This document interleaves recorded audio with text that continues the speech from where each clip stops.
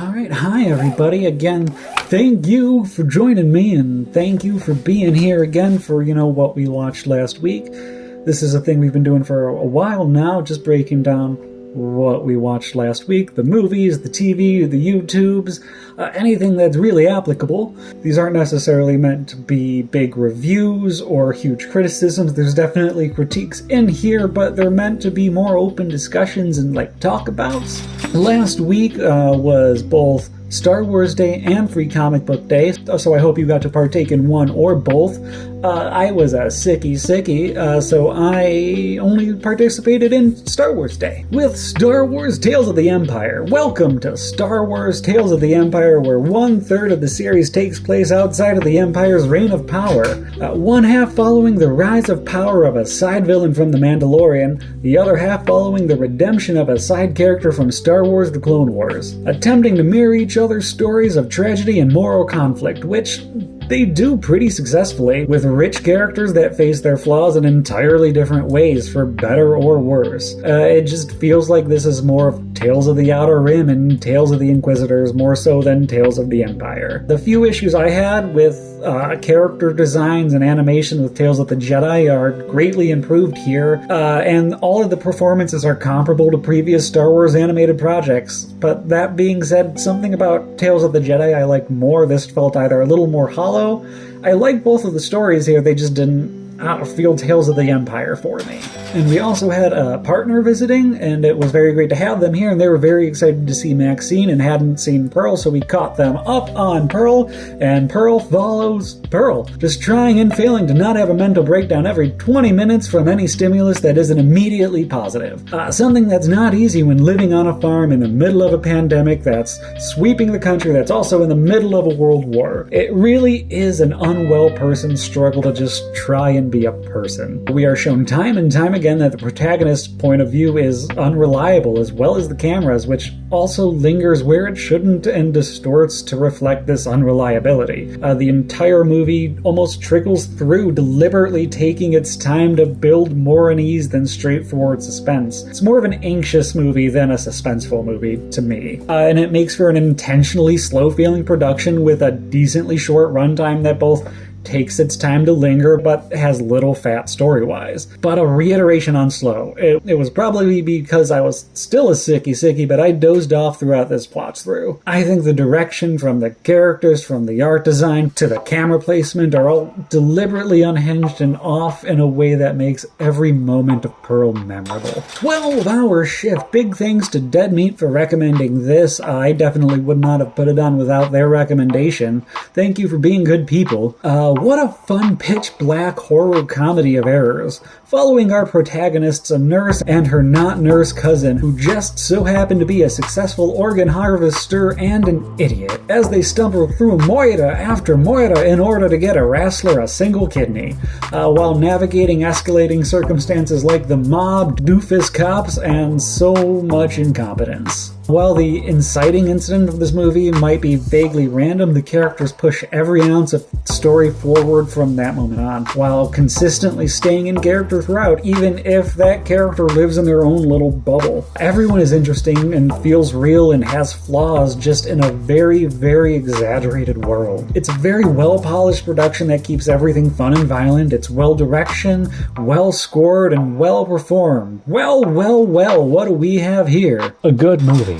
We continued our adventure with Dragon Ball with Sleeping Princess in the Devil's Castle, deciding to pick up right after where Goku would have ruined Emperor Pilov's wish for the first time in the canon timeline. This movie tells an alternate story of Goku and Krillin's first adventure, and unlike the other Dragon Ball movies, this is less of a straightforward adaptation of one or multiple specific arcs, as it is just an alternative path that Goku and Krillin could have gone down on their first story. One that also ends up including more of the main cast if you missed them. Our preteen heroes want to learn martial arts, but are first tasked with bringing home one of animation's biggest sex offenders, a piece of ass for him to stare at.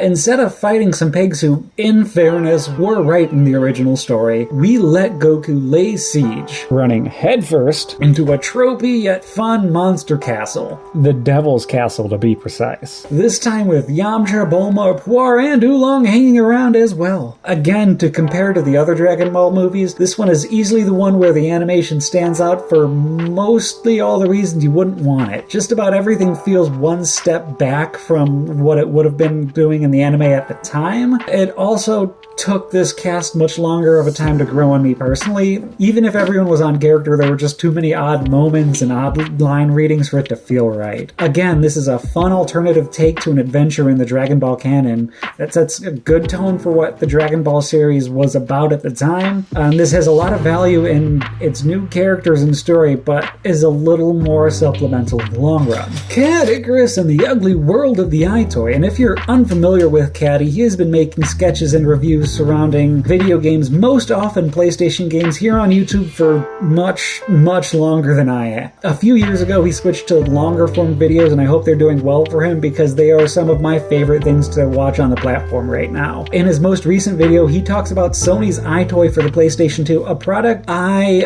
remember playing in Walmarts and Kmarts alike in the video games aisle with my neck cranked back so far that I'm pretty sure I gave myself nerve damage. I only got to experience a smidge of this product growing up, so knowing it was a great experience for Caddy and others has me really ecstatic for them and a little jealous that I didn't go all in on the Eyetoy. But it also makes something that I'll definitely keep an eye out for in the future at video game stores and flea markets. Caddy's skits are manic and absurd with recurring bits that both build off of previous appearances as well as stand entirely on their own in nearly every video. I have always found his comedic timing as well as his personality as a whole to be pretty infectious.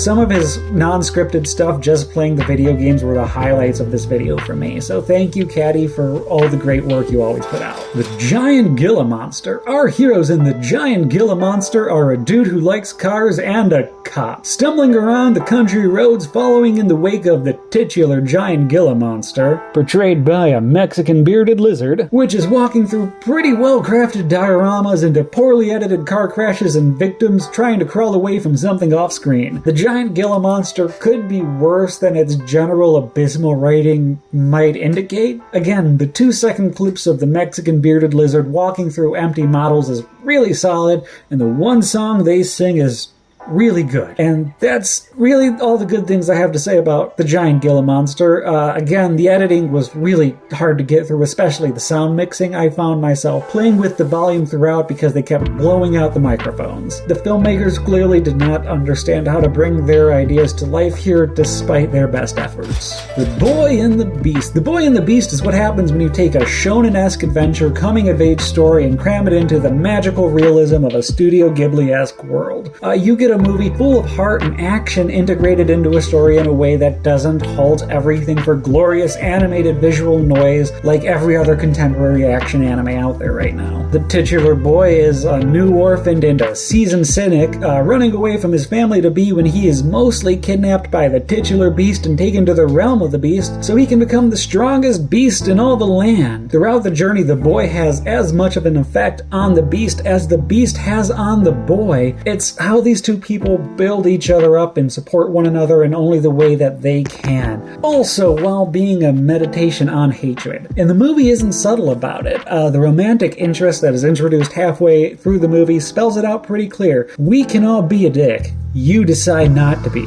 The structure of the movie is also really unique. I cannot fit it into the typical 3 or 5 act structure. I think it follows the more normal 4 acts of Japanese story, which makes sense. It just makes for a story that flows entirely differently from what we're used to. Again, also from its contemporaries. With beautiful, expertly crafted animation throughout, this is a movie I wish was extended into a miniseries or more. I could take series of the Boy and the Beast wandering this world like the lone bear, monkey, and cub. And I cannot recommend this enough if you can find the DVD or a physical copy since it's not streaming anywhere apparently. Justice League Crisis on Infinite Earths Parts 1 and 2. Part 3 is coming, and if I had realized Part 3 was coming, I probably would have waited to watch both of these parts until then. Part 1 follows the ultimate universe-ending skybeam that's threatening to destroy every weirdly animated DC universe out there. Enter A-Flash and an out-of-his-time adventure to save the multiverse as he and a cabal of superheroes gathered by a just not apathetic enough supreme being who wants to not be washed out of existence. Centering Part 1 on the Flash is a really good choice. I know he is integral to the story story, and his character does bring more than any other to this picture. The B-plots just kind of happen around Barry Allen time-hopping throughout important moments in his life, with John Constantine thrown in to tie in previous universes. Part 2 pairs the stories of Supergirl and her origins in this universe with the Monitor and how she was the event in his existence that made a difference to him, with Psycho Pirate and his origins of getting into his villainy and his descent into being more of a villain until he becomes even more of a villain. And I'm having trouble understanding why these characters were paired in this feature. Supergirl's story works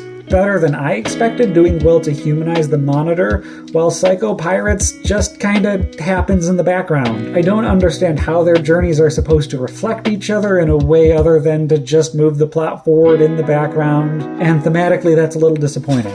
Daimajin! One half feudal samurai epic, the other half also mostly feudal samurai epic, with a kaiju sprinkled in at the end for good measure, doing everything in its power to stick to its Chimbara roots while catering to the kaiju market. We follow the family of a feudal lord in his last days before being overturned, focusing on his children, whom are hiding in the woods for the better part of a decade while praying to their deus ex machina, which does do its job. Now, for some reason, I did not go into this movie expecting it to be so human drama focused, although that cannot be to the movie's detriment. It just required a re-evaluation of personal expectations on my part. What it does pretty well across the board, telling a serious samurai epic with a fun marketing bait kaiju finale. The epic samurai Chimbara portion might be a little tropey to those a little more versed in Japanese cinema, but otherwise is more than serviceable while it has a finale with some of the best put-to-screen suitmation effects of the time. A meme convinced me to finally put this on, and while that meme might have not been wholly accurate, it did make for a great time and a franchise I'm really excited to revisit in the future. Doctor Who,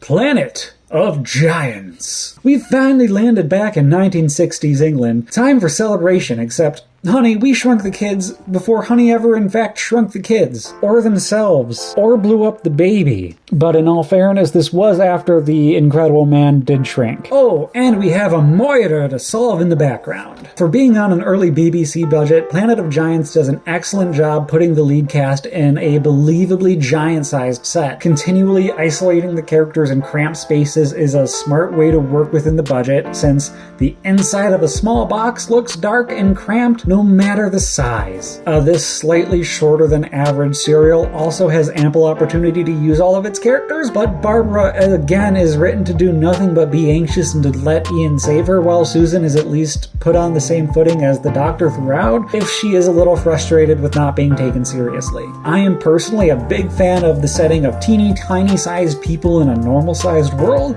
so it is a treat to see it executed in one of my favorite franchises so well. The Mortar plot just kind of happens without much agency from our heroes. I think everything otherwise really comes together for a fun and inventive adventure, and definitely my favorite first Doctor story so far. Finally, one of my most anticipated movies of the year, Kingdom of the Planet of the Apes. In the pretty distant future, our protag is living a pretty humble life with his mates, getting ready for a big coming-of-age ceremony when a movie needs to happen, thrusting us into a traditional coming-of-age adventure epic that plays it very close to its chest when it comes to planting seeds of world-building throughout. Now, when I say a traditional coming-of-age story, I mean traditional. Joseph Campbell would be proud that Noah is one of the 1,000 faces his prototypical monomyth hero wears. Noah is a very different protagonist when set side by side with Caesar.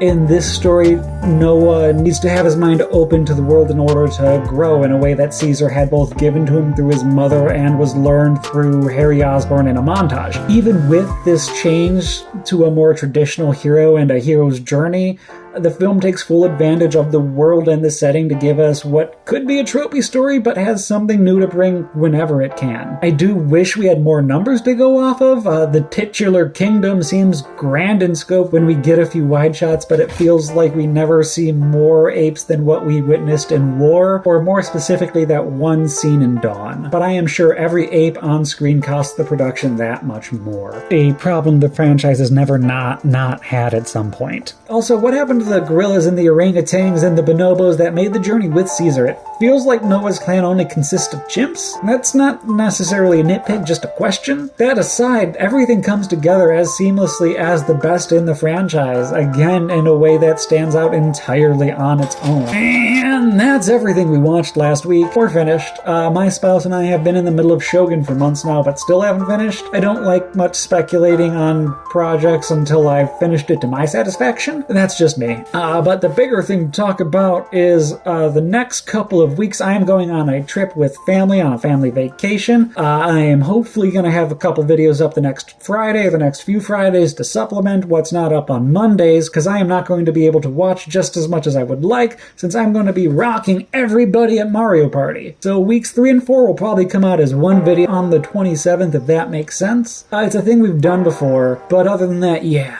that's it. Go out, do something good today, I guess. Be good. I like you people. So, yeah, hi. How you doing? Bandana. You're still recording, right? Oh, good, because if you didn't know, this is the 3rd time recording. First time I didn't get the audio, 2nd time the video. Now, hopefully, we're getting it all. Put the screen suit animation effects to warp.